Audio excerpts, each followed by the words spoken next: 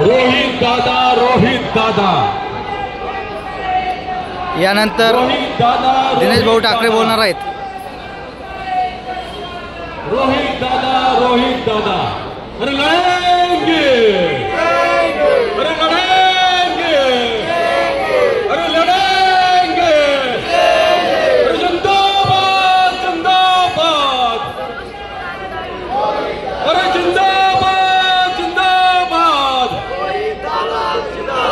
अरे जिंदाबाद जिंदाबाद। आजच्या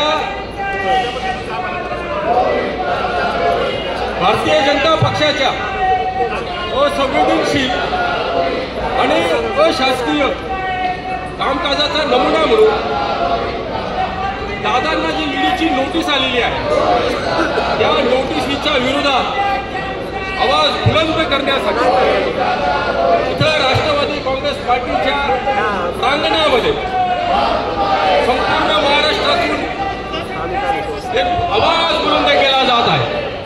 फक्त इथेच नाही तर संपूर्ण महाराष्ट्रामध्ये रोहित दादांच्या पाठीशी हा महाराष्ट्राचा धर्म या ठिकाणी उभा राहत आहे। हा महाराष्ट्राचा धर्म नेमका काय आहे?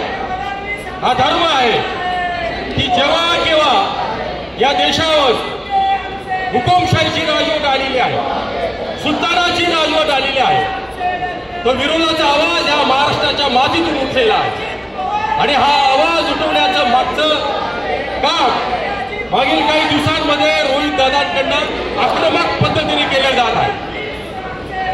राष्ट्रवादीचे कार्यकर्ते ज्यांना दादा समजत होते, असं वाटत होतं की तो आमचा दादा आहे, असा दादा हा पलटा निघाला।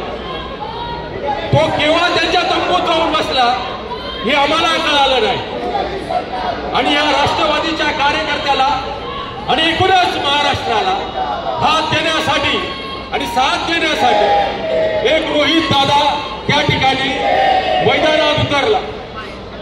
मागच्या कालावधीमध्ये अर्धा महाराष्ट्र पायी पिंजून काढला आणि इथल्या तरुणांना साथ दिली, इथल्या तरुणाला हात दिला, इथल्या तरुणाला विश्वास दिला, त्याला विश्वास दिला की तुझं काम, तुझा रोजगार आम्ही कुठे जाऊ देणार नाही।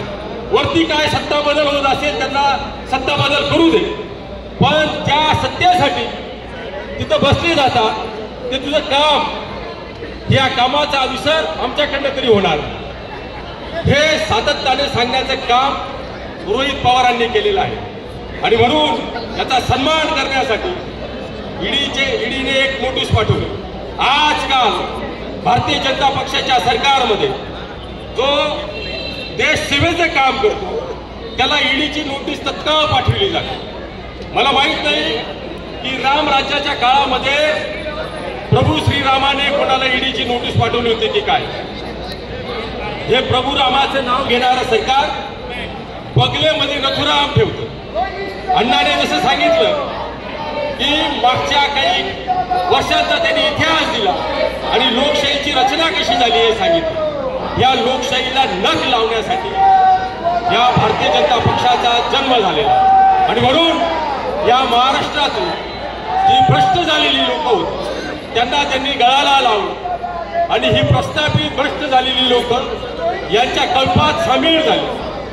ज्यांनी जे कधी काळी त्यांच्या डोक्यावर महात्मा फुलेंची पगडी होती, गळ्यात महात्मा फुलेंचा गमछा होता, त्या लोकांनी यांची शोषणाची बराखडी सांगायला पाहिजे होती, ते त्यांनी राहू दिलं आणि ते यांच्या कळपात पहिले जातीने सामील झाले आणि ते असे सामील झाले ज्यांच्या विरोधात अख्खी हयात महात्मा फुलेंनी घालवली, संघर्ष केला, त्यांचे बगलबच्चे म्हणून हे आज महाराष्ट्र फिरत आहेत आणि या महाराष्ट्र धर्माला नख लावण्याचं काम हे त्या या ठिकाणी करत आहेत। त्यांच्या याला उत्तर देण्यासाठी इथला राष्ट्रवादीचा तरुण कार्यकर्ता हा सक्षम आहे।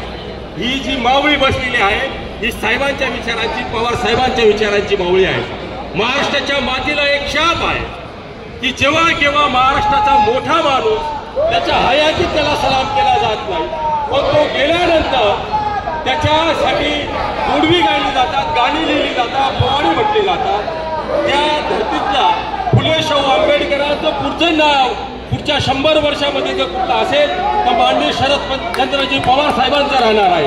आणि ह्या पुढील काळामध्ये हे छाती टोकपणे मी सांगतो, ह्या पुढील काळामध्ये पुरोगामीतले वक्ते हे त्यांच्या भाषणाची सुरुवात फुले शाहू आंबेडकर आणि शरद पवारांचा महाराष्ट्र अशी करतील याची विजय ही आज रोवली जात आहे. त्यांची साक्षीदार होण्याचं भाग्य हे आमच्यासारख्या कार्यकर्त्यांना या ठिकाणी मिळत आहे.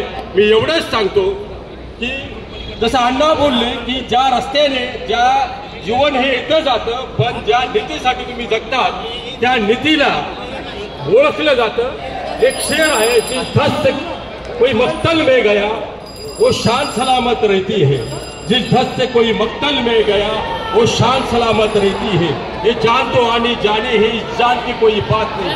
ज्यासाठी आम्ही जगलो की नीतिमूल्य आमच्यासाठी महत्वाचे आहेत. भले त्याच्यासाठी तुम्ही आम्हाला तुरुंगात टाकवा किंवा फासावर लटकवा याची तमा आम्ही बाळगणारी नाही. जय हिंद, जय महाराष्ट्र, जय राष्ट्रवादी.